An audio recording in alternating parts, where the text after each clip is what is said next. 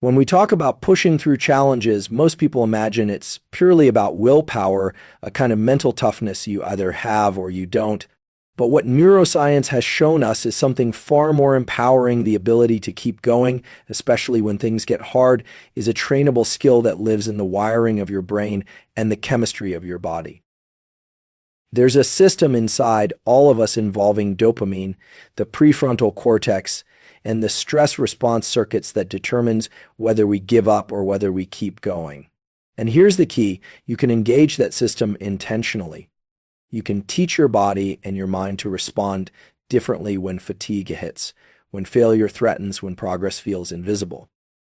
What I want to share with you today is not just motivational fluff, it's grounded in real science.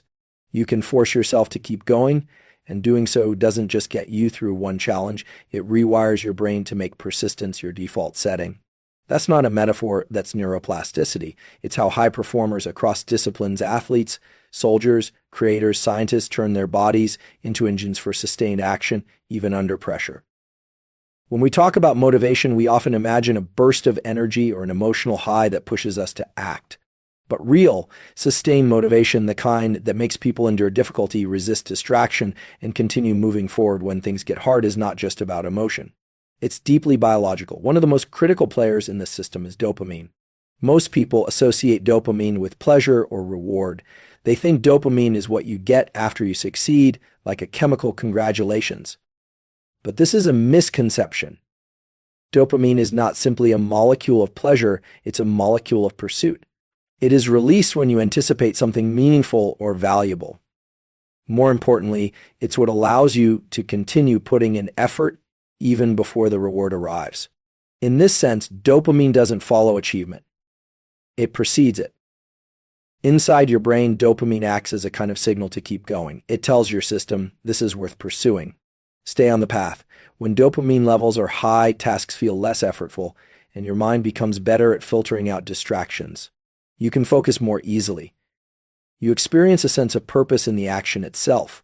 This is why certain people seem to enjoy the grind. They've trained their brains to release dopamine not only when they achieve goals, but while they are working toward them. And that is something anyone can learn to do. The process of increasing dopamine around effort is called dopaminergic reinforcement, and it begins with understanding how to intentionally direct your attention. When you focus on the benefits of the process, the growth, the resilience, the skill building, you start teaching your brain that effort itself is rewarding. Every time you remind yourself of how pushing through discomfort serves your long-term goals, you nudge your dopamine system to release just enough of the chemical to reinforce that behavior. Over time, your nervous system adapts to this pattern. It starts to anticipate dopamine during action, not just after results. That anticipation becomes fuel. The system is not just about feelings either, it's measurable. Studies using brain imaging have shown that when people believe their efforts are meaningful, the striatum, a region of the brain heavily involved in movement and motivation, lights up. That region is densely packed with dopamine receptors. When the striatum is active, your willingness to act increases. In contrast, when people feel hopeless, helpless, or disconnected from purpose, activity in the striatum decreases and dopamine drops. This tells us something profound. Motivation isn't just psychological. It is a physical, trackable state that can be strengthened or weakened depending on how we relate to our efforts. This is especially important during periods of stress, fatigue, or doubt. When you're tired, your body tries to conserve energy. Your brain starts looking for reasons to stop, but if you've trained your dopamine system to associate effort with reward, you'll experience less resistance in those moments. Your biology will nudge you forward. You'll still feel the difficulty, but it won't immobilize you. Instead, you'll experience what researchers call effort-induced dopamine, a boost that arrives because you're moving towards something meaningful, even if it's hard. Training this system starts with small, manageable steps. Let's say you're trying to build a habit of studying, training, or writing. At first, it might feel like a grind. But if you set your focus not on the distant goal, but on the satisfaction of completing today's task, and if you tell yourself clearly why today's effort matters, you begin laying the foundation for dopaminergic reinforcement. You make dopamine work for you, not against you. Over time, your brain adapts. The circuits involved in habit formation begin to light up faster. Your threshold for quitting increases. Your sense of reward comes earlier. And this loop creates something powerful: endurance. Another useful strategy is to mentally segment your tasks. The brain responds more favorably to short, attainable goals that are clearly defined. When you break a large task into smaller pieces and give yourself moments to recognize the completion of each step, you create micro rewards that trigger dopamine release. This creates a kind of internal staircase. Instead of one overwhelming climb, you have a series of manageable steps. Your brain gets feedback along the way, which strengthens the association between effort and progress. Environment plays a role too. People often underestimate the power of cues and context in triggering dopamine. When you build a consistent routine and associate certain places, times, or sounds with focus and effort, your brain begins to respond preemptively. Just entering that environment can raise dopamine levels slightly, preparing you to work. This is why rituals matter. Even something as simple as wearing specific clothes, starting with the same action, or listening to the same music can prime your nervous system. It's not superstition, it's neuroscience. The brain responds to repeated patterns. Understanding the biology of persistence means realizing that you're not at the mercy of fleeting motivation. You can literally build the circuits of drive by leveraging your dopamine system. You can teach your brain to crave the act of pushing through challenges. This is not about forcing yourself through pain mindlessly, but about intelligently activating the mechanisms that already exist inside you. Stress is one of the most misunderstood concepts when it comes to performance, endurance, and mental resilience. Most people assume that stress is purely negative, that it's something to be avoided, managed, or eliminated. But from a neuroscientific standpoint, stress is not inherently bad. In fact, stress is a biological signal, a form of internal feedback from your body and brain telling you that the stakes are high and that your system is mobilizing energy to help you respond. The real difference between people who thrive under pressure and those who crumble is not how much stress they experience, but how they interpret and respond to that stress. It's all about the framing. The human body has evolved to respond to challenge with a cascade of changes designed to enhance survival. When you perceive a threat or challenge, whether it's physical, emotional, or psychological, your brain activates the hypothalamic pituitary adrenal HPA axis. This results in the release of cortisol and adrenaline, which increase alertness, raise your heart rate, and sharpen your focus. These effects are meant to help you engage more effectively with a difficult task, not shut you down. The problem is not the stress response itself, it's how we interpret it. When people believe that stress is harmful, that belief alone can lead to maladaptive outcomes. Cortisol levels spike higher, recovery becomes slower, and motivation diminishes. On the other hand, when people understand that stress is a sign of readiness and that their body is trying to support them, those same stress hormones can become performance enhancers. There is a term for this in neuroscience, cognitive appraisal. It refers to the way we evaluate a situation internally, and that evaluation directly influences the physiological response. Two people can face the exact same stressful event, an exam, a competition, a business pitch, but their internal appraisal can shift the way their body responds. One person might feel overwhelmed and shut down. The other might feel challenged but engaged. The difference lies in how the brain integrates the signal. If you can reframe stress as useful, if you can say to yourself, "My body is getting me ready," then you reduce the negative effects and enhance the positive ones. This reframing is not just a mental trick. Studies using functional MRI scans show that when people reappraise stress in a positive light, brain regions involved in threat detection, like the amygdala, become less active, while regions involved in focus, planning, and cognitive control, like the prefrontal cortex, become more active. This means that by shifting your mindset around stress, you are literally changing the brain circuits that determine how you behave under pressure. You are directing more resources to the systems that help you stay calm, clear, and effective. One of the most effective ways to put this into practice is to use what researchers call a challenge response instead of a threat response. When you experience stress, such as an increased heart rate, tightness in the chest, or rapid breathing, instead of labeling those sensations as signs of panic, you identify them as signals of engagement. You say to yourself, "This means I care. This means I'm ready." By doing this, you shift your internal narrative and unlock more adaptive responses from your nervous system. Breathwork can also play a crucial role here. Your breathing patterns are directly connected to the autonomic nervous system. When you take short, shallow breaths, you reinforce the body's stress response. But when you exhale longer than you inhale, such as with physiological sighs, you activate the parasympathetic system, which calms you down. This gives you a practical lever to pull when stress is rising. You can regulate your internal state not just through thoughts, but through direct control of your physiology. And when you combine breath regulation with mental reframing, you create a powerful feedback loop. The mind calms the body, and the body supports the mind. Over time, as you consistently reframe stress and use it as a signal rather than a warning, you build what psychologists call stress resilience. This means your threshold for stress increases. You become less reactive to minor discomforts and more capable of handling major challenges. Your body no longer interprets effort as danger but as opportunity. This shift rewires your neurocircuitry, particularly in areas like the anterior cingulate cortex and insula, which are involved in error detection and emotional awareness. These regions become more efficient at distinguishing real threats from false alarms. As a result, you become more composed, more focused, and more persistent. This isn't about pretending stress doesn't exist. It's about learning to listen to it and respond skillfully. Athletes, special forces operators, emergency responders, these are people who face immense stress, but they train themselves to interpret it differently. Their internal dialogue changes, their biology follows suit. And what's remarkable is that this kind of response can be trained. So you don't need to be born with a high stress threshold. You can build it by choosing how to interpret the signals your body sends you during moments of discomfort, strain, or fear. You can teach yourself to hear stress as a call to action rather than a sign to retreat. Mental fatigue is something every human encounters, especially when pushing toward a goal that demands sustained focus, repetition, or delayed gratification. It often appears as a kind of internal resistance, a quiet voice that says stop, slow down, take a break, or even quit. Most people think of mental fatigue as something purely psychological, a result of overthinking or being too busy.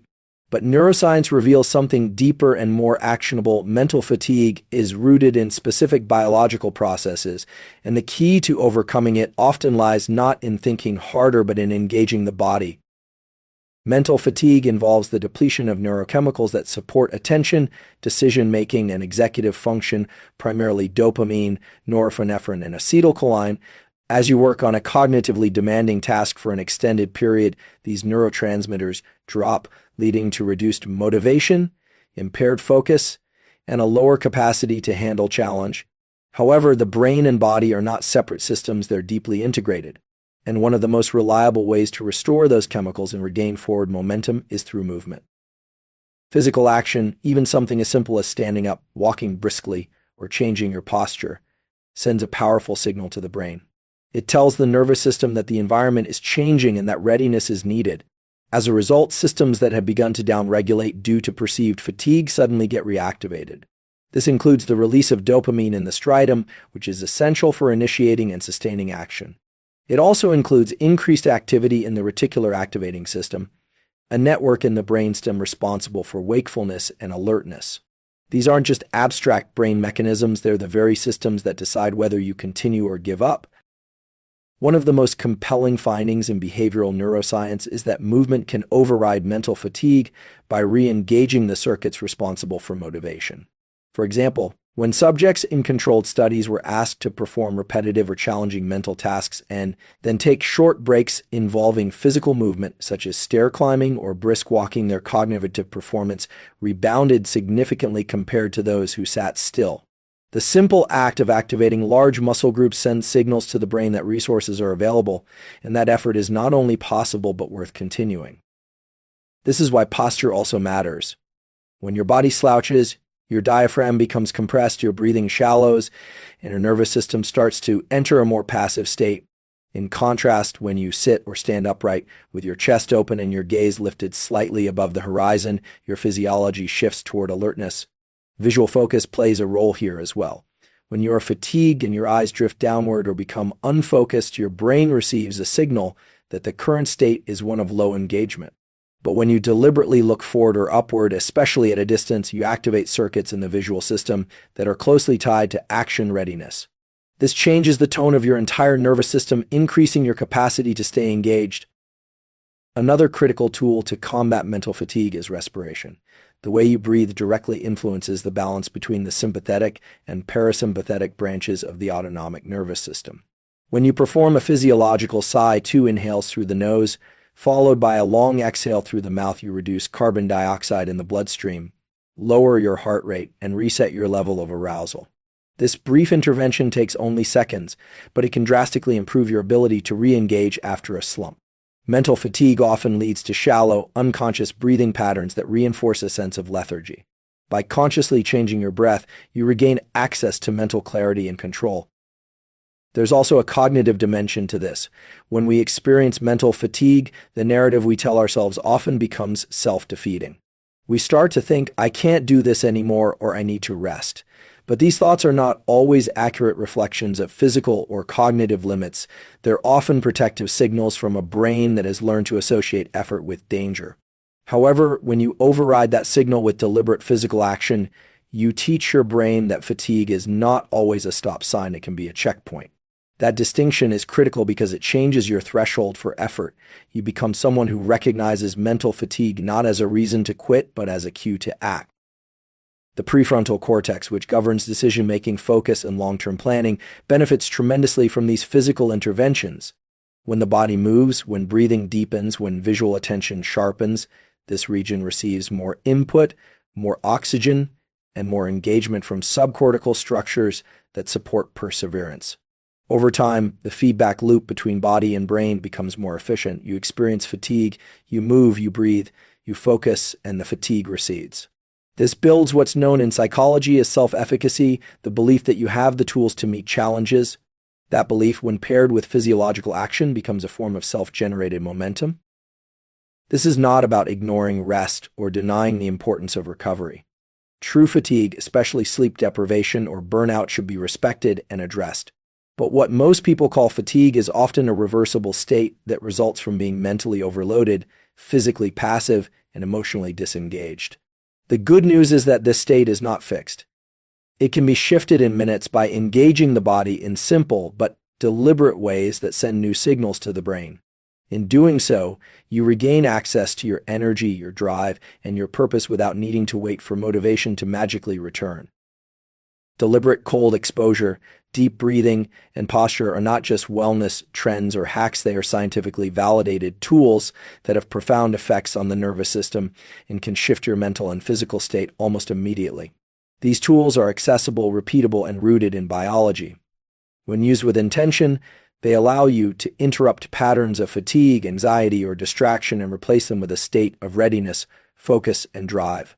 Understanding how and why these tools work gives you an edge in moments when motivation is low and the impulse to stop feels overwhelming. Deliberate cold exposure, such as taking a cold shower or immersing yourself in cold water, activates the sympathetic nervous system. This is the system responsible for alertness, energy mobilization, and action. When you expose your body to cold, norepinephrine is released throughout the body and in the brain. This neurotransmitter increases alertness, enhances mood, and improves attention. In addition to its cognitive effects, norepinephrine has a direct influence on the body's ability to withstand stress. It strengthens the neural circuits involved in resilience and reduces baseline inflammation. From a behavioral standpoint, cold exposure teaches you to stay calm in discomfort. When you deliberately stay present in the cold and control your breath, you train your nervous system to override panic and reset your stress threshold. This carries over into everyday life. When you learn to stay mentally composed during a cold plunge, your brain encodes that ability as part of your response repertoire. Later, when you encounter a difficult conversation, a moment of hesitation during a workout, or a creative block, your nervous system recognizes the discomfort but no longer reacts with avoidance. Instead, it understands that stress can be endured and that breathing and mental control can guide you through. This is not just theory, it's observable in changes to heart rate variability and activation of specific brain regions like the insula and prefrontal cortex, which are involved in self-awareness and behavioral control. Deep breathing, particularly specific patterns such as box breathing or the physiological sigh, allows you to access and regulate your autonomic nervous system. The system governs your internal states, and its balance between sympathetic fight or flight and parasympathetic rest and digest determines how you feel and how well you perform. Most people breathe shallowly and unconsciously, which reinforces stress responses. But when you shift to intentional breathing, inhale deeply, pause, exhale fully, you send a signal to your brainstem that the environment is safe and under control. This immediately shifts your internal state. Cortisol drops, heart rate slows, and the prefrontal cortex regains control over emotional and impulsive reactions. One breathing technique that stands out is the physiological sigh, 2 quick inhales through the nose, followed by a long exhale through the mouth. This method, rooted in both animal and human biology, helps release carbon dioxide efficiently, reset the diaphragm, and reduce anxiety almost instantly. When used strategically during moments of overwhelm or decision fatigue, it can help clear mental fog and restore clarity. These breaths also trigger interoceptive awareness, your brain's ability to sense and regulate internal conditions. This awareness is a crucial component of persistence. It helps you detect early signs of quitting or disengagement and gives you the opportunity to redirect. Posture is another overlooked but powerful lever. The position of your body feeds constant sensory information to the brain.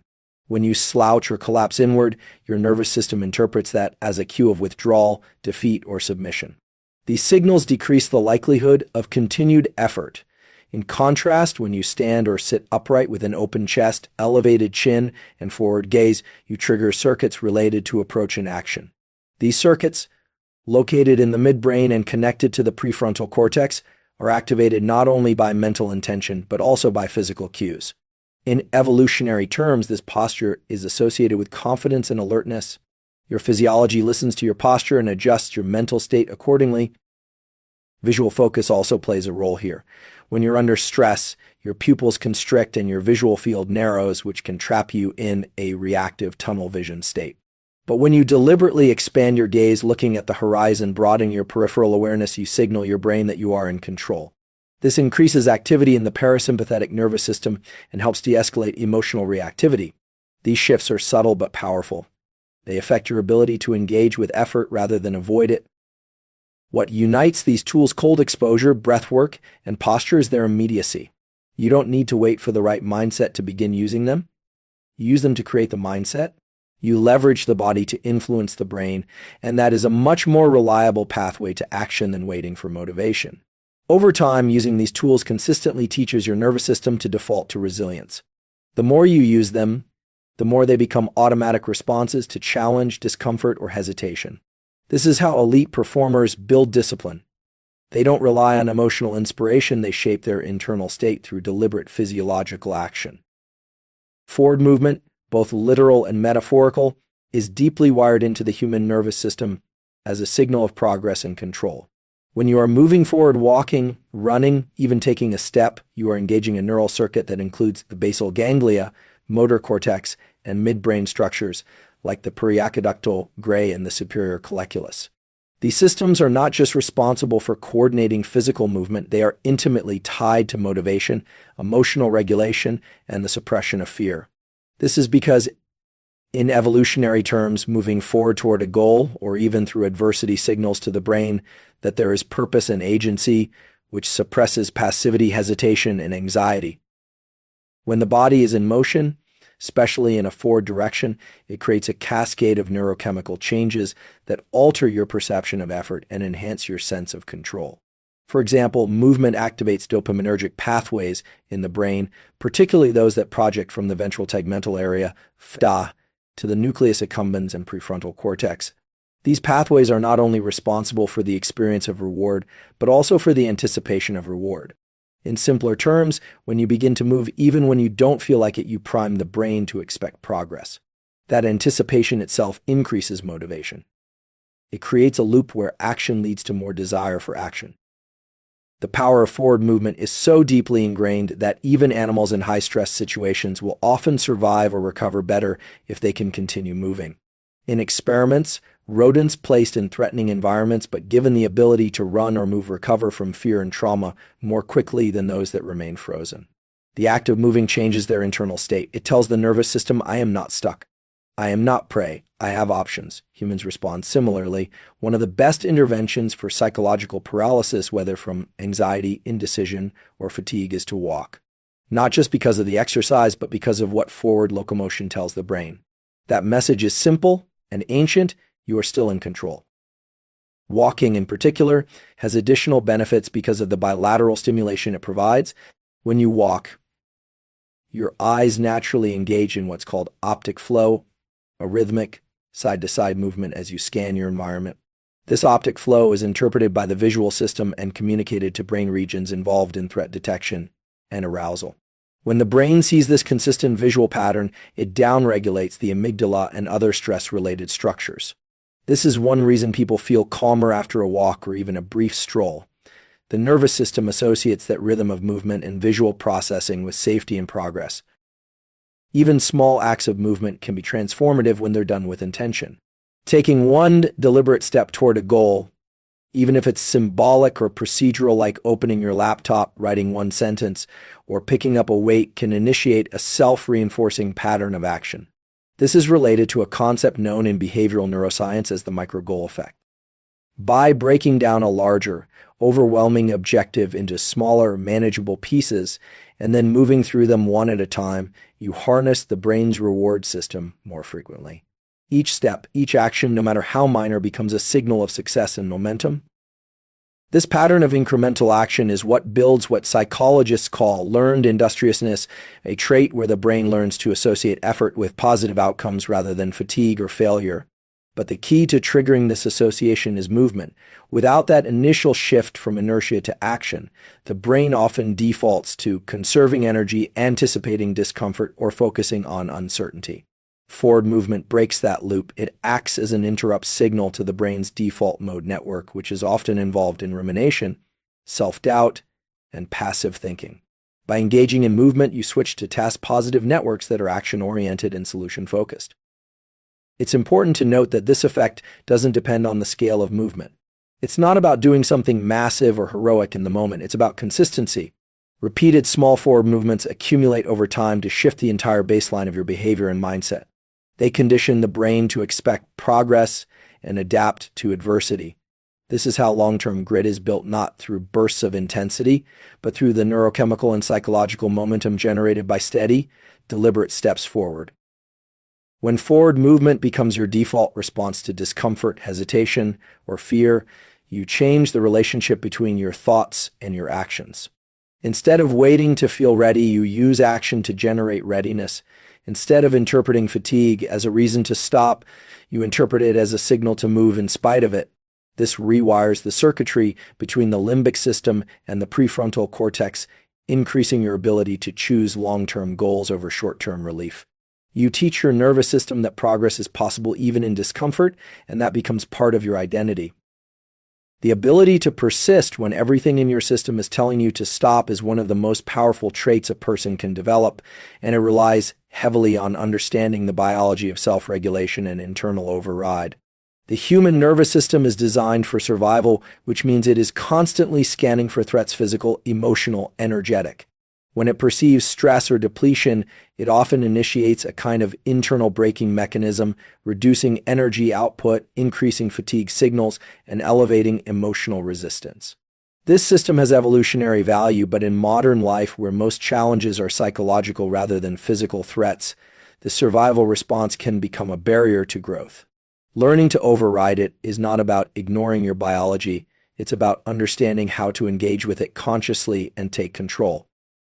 One of the key mechanisms in this process is interoception, the brain's ability to detect internal bodily states like heart rate, breathing rhythm, temperature, and fatigue. These signals are constantly being interpreted and relayed to parts of the brain like the insula, anterior cingulate cortex, and prefrontal cortex. They influence how you feel about the tasks in front of you, how confident you are in your ability to continue, and how much discomfort you're willing to endure.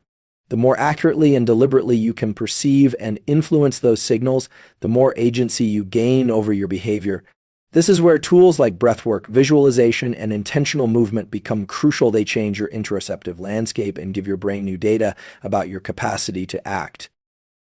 Override is not suppression. Suppression means ignoring pain or pushing through recklessly. Override is about shifting the internal narrative and physical state in a way that creates alignment between your actions and your goals, even in the face of resistance. This requires engaging the prefrontal cortex, the part of the brain responsible for decision-making, focus, and delayed gratification. The prefrontal cortex does not operate well in high-stress, low-resource states unless it is trained to do so. This is why exposure to controlled stress like deliberate cold exposure, intense physical exertion, or extended focus work is so valuable. It teaches the brain that discomfort is not the end of capability. It widens the window of tolerance and builds what is known as cognitive resilience. Cognitive resilience is not just mental toughness or willpower, it is the physiological and psychological capacity to maintain task-directed behavior under conditions of uncertainty, fatigue, or emotional disturbance. It is built by repeatedly encountering internal resistance and deliberately choosing to move forward anyway. This kind of override builds confidence not because the outcome is guaranteed, but because the individual learns to trust their own process. That trust, in turn, creates a feed-forward loop. When the brain learns that effort under stress is possible, it becomes more willing to initiate effort the next time a challenge appears. This is one of the reasons consistent, small acts of override matter so much. Each time you push a little past your comfort zone, you're teaching your nervous system a new pattern. The autonomic nervous system, which governs energy allocation and stress response, plays a critical role here. When you're about to give up, chances are your sympathetic system has been overactivated for too long, or your parasympathetic system has underengaged. Techniques that recalibrate that balance, like the physiological sigh or shifting visual focus, send a new message to the brain. The environment is still safe, effort is still valuable, and energy can still be mobilized. This shift creates a temporary window in which override becomes possible, even in the absence of emotional motivation. What neuroscience also shows is that override becomes easier and more natural the more you understand the mechanics behind it. If you know that the fatigue you're feeling is not always a true measure of your capacity, but often a protective prediction from your brain, you gain distance from it.